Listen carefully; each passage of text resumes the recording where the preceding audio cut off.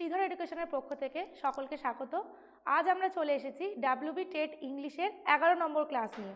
আজ আমরা যে প্রশ্নগুলো আলোচনা করব সেগুলো হলো অ্যাসেসমেন্ট অ্যান্ড ইভ্যালুয়েশনের উপর এবং টিচিং লার্নিং মেটেরিয়ালের উপর।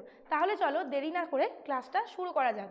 আজকের প্রথম প্রশ্ন, comprehensive evaluation in teaching is a concept that focuses on, অর্থাৎ এই যে বলছে কথাটা কম্প্রিহেন্সিভ ইভ্যালুয়েশন, এই কথাটা কি বোঝায় এটা দিয়ে সেটা আগে দেখি।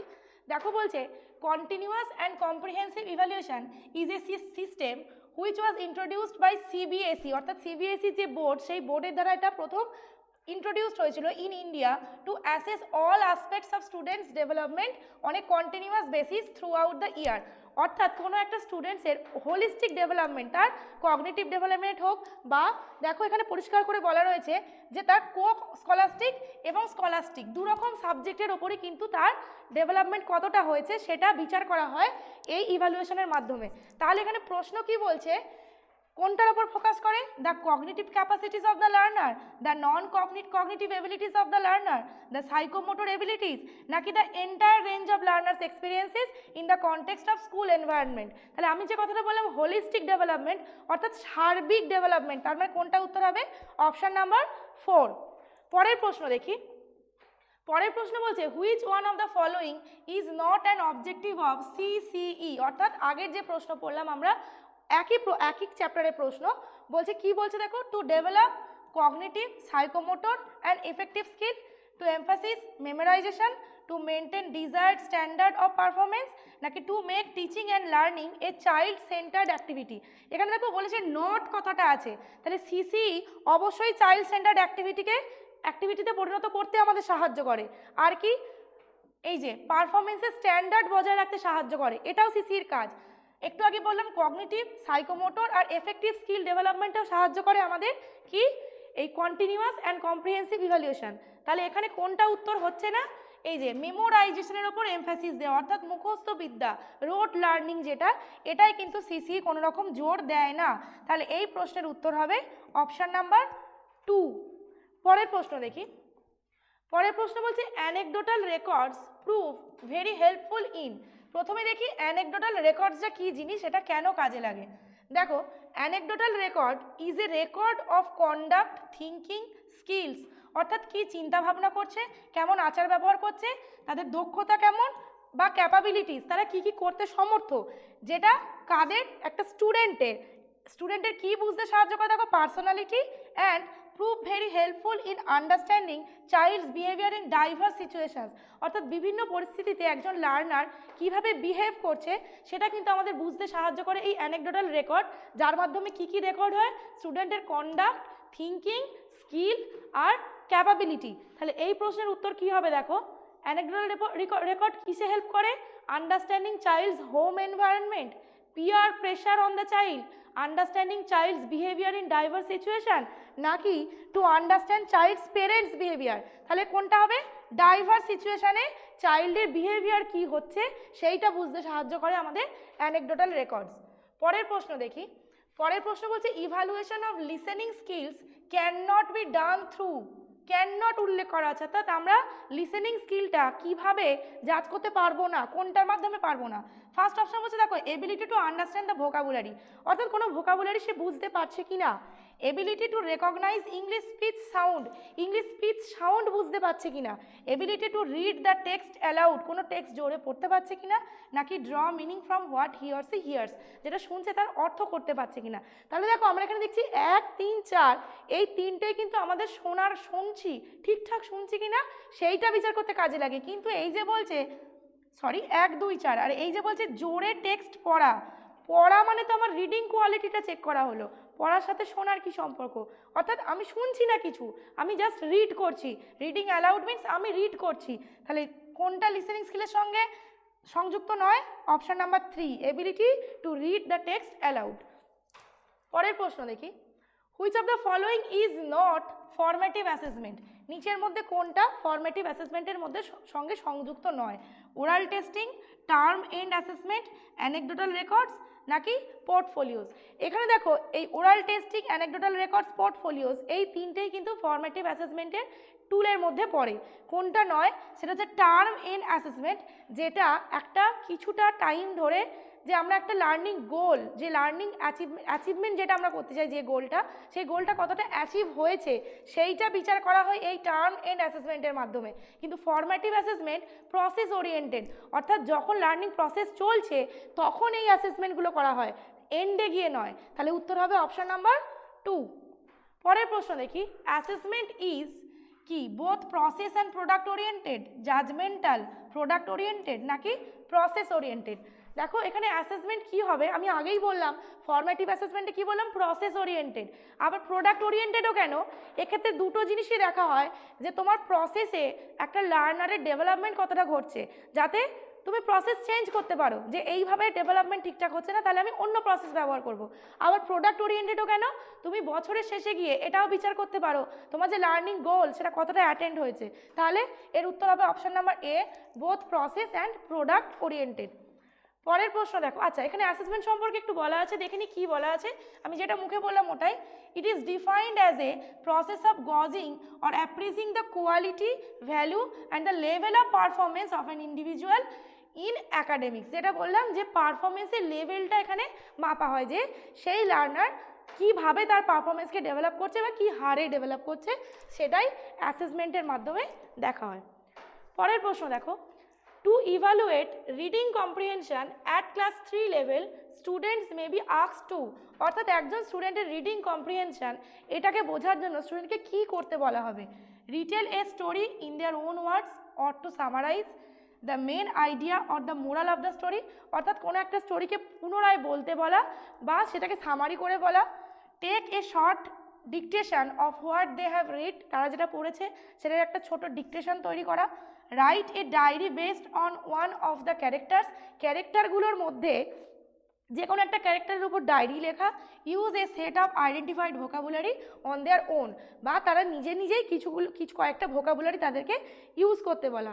দেখো এখানে বলেছে রিডিং কম্প্রিহেনশন, অর্থাৎ বুঝে রিড করে সে কতটা বুঝতে পারছে, তাহলে সেইটা সব থেকে ভালো বিচার করা যাবে অপশান নাম্বার এ দিয়ে, অর্থাৎ যে যত ভালো রিড করে বুঝতে পারবে গল্পটা, সে তত ভালো সামারি করতে পারবে।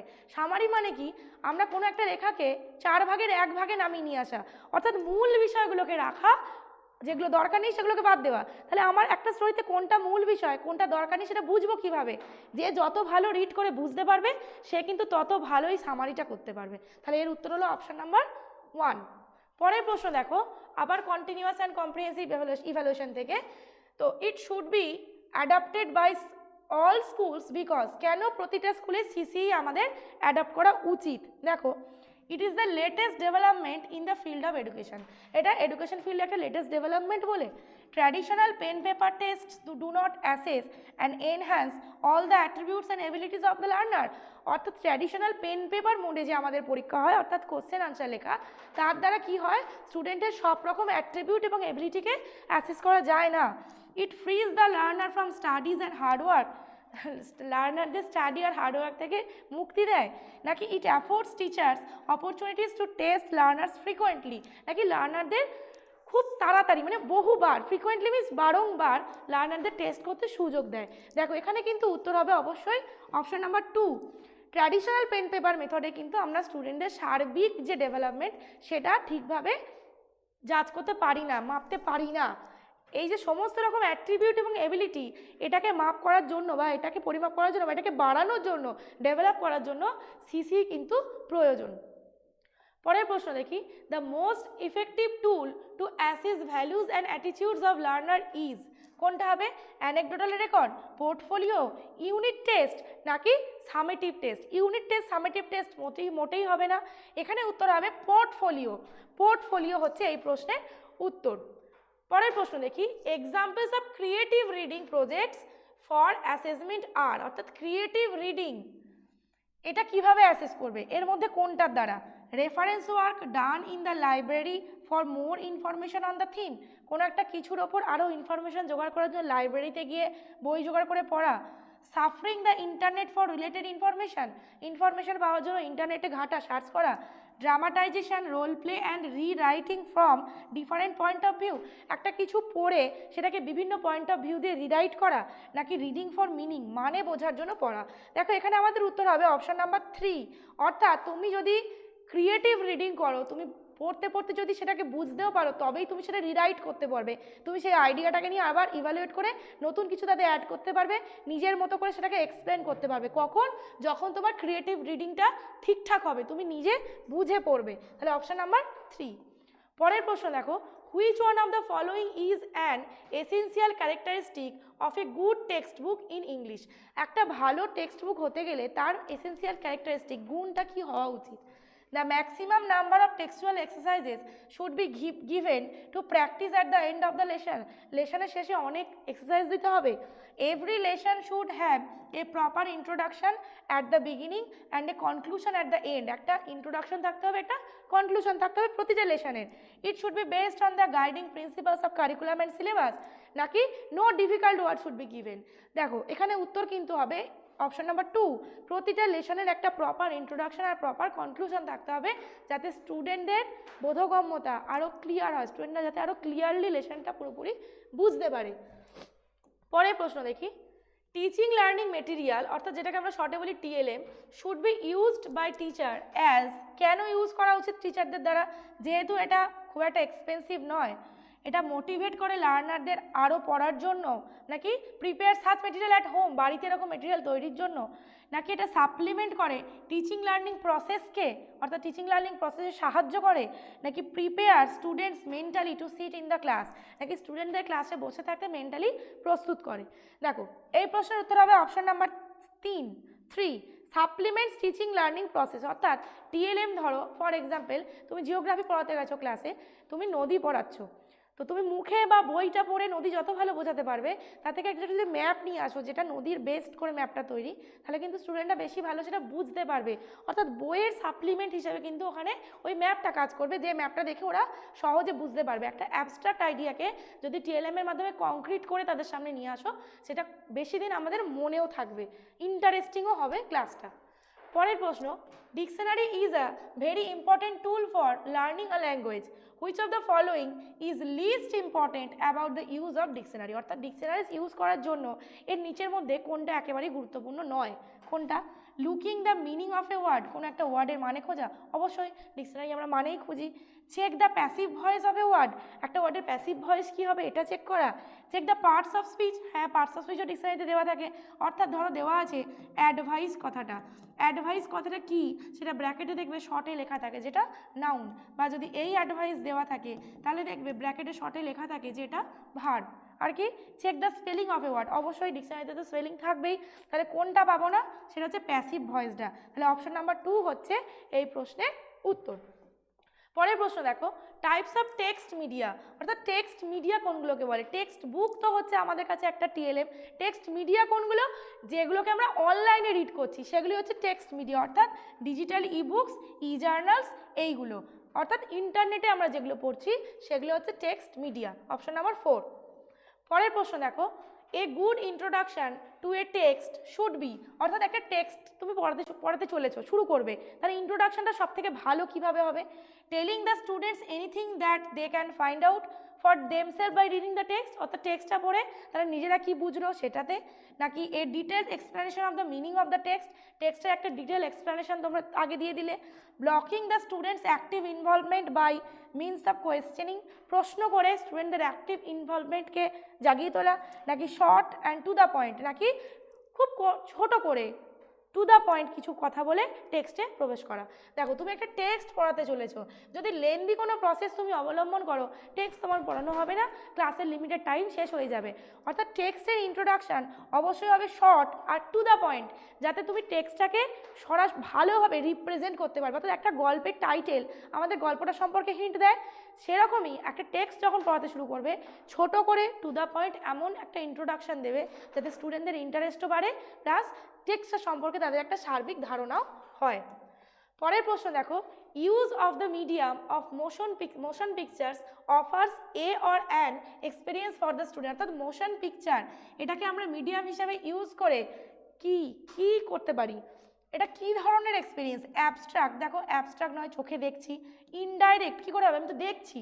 আবার বলছে কংক্রিট, কংক্রিট মানে কি মূর্ত আর বিমূর্ত, তাহলে মূর্ত নাকি ভিক্যারিয়াস। দেখো ভিক্যারিয়াস জিনিসটা কি আমরা জানি না, ওটা আগে জানি। বলছে দেখো the term vicarious experience or learning was proposed by Bandura, অর্থাৎ কে দিয়েছিলেন? Bandura. Learning from observations is a common and natural method of human learning, অর্থাৎ মানুষ কি করে, এর মেন বক্তব্য হচ্ছে মানুষ অবজার্ভ করে শেখে, কাউকে রোল মডেল বানিয়ে সে কিভাবে কি করছে সেটাকে আমরা অবজার্ভ করে নিজেরাও সেটাকে অনুকরণ করতে চাই। দেখো এখানে বলা আছে ভিক্যারিয়াস লার্নিং, যেটার আর কি নাম?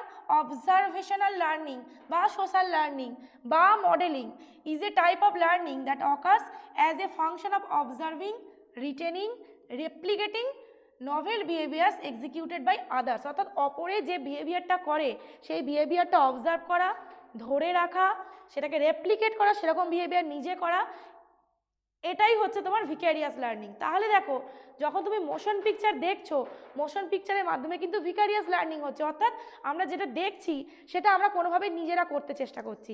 তাহলে কোনটা হবে? Option number 4। পরের প্রশ্ন দেখি, Leena uses big reading books in her classes to, কেন বিগ রিডিং বুক ইউজ করছে? খুব সহজ উত্তর, দেখো বিগ রিডিং বুকে বিভিন্ন কালারফুল ছবি আছে, ঠিক আছে, সেটা কি হবে শুধু যে স্টুডেন্টদের মোটিভেট করবে তা নয়, এটা তাদেরকে ক্লাসটাকে ইন্টারেস্টিং করে তুলবে তাদের কাছে। অর্থাৎ বিগ রিডিং বুক সে কেন ইউজ করছে? Use this illustrated colourful books for reading together, একত্রে পড়ার জন্য। এবার রিডিং টুগেদারে কী কী মানে উপকার হতে পারে?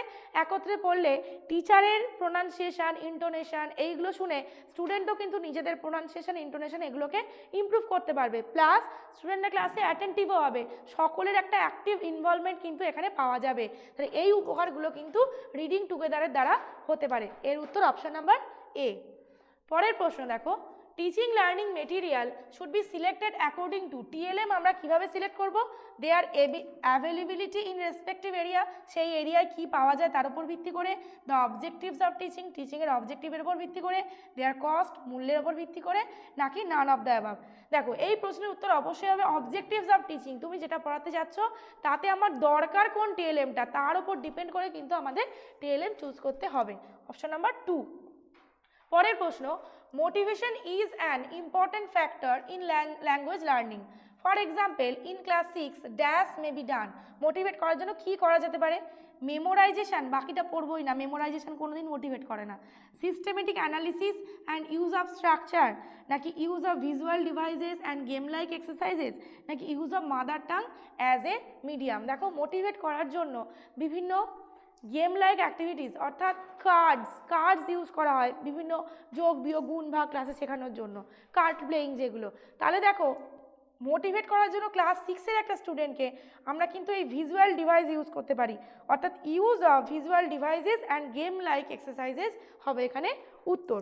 আজকে লাস্ট প্রশ্ন দেখি, one of the following qualities is not expected of a good teacher, একজন ভালো টিচারের কাছ থেকে নিম্নবর্তী কোন কোয়ালিটিটা আমরা এক্সপেক্ট করতে পারি না?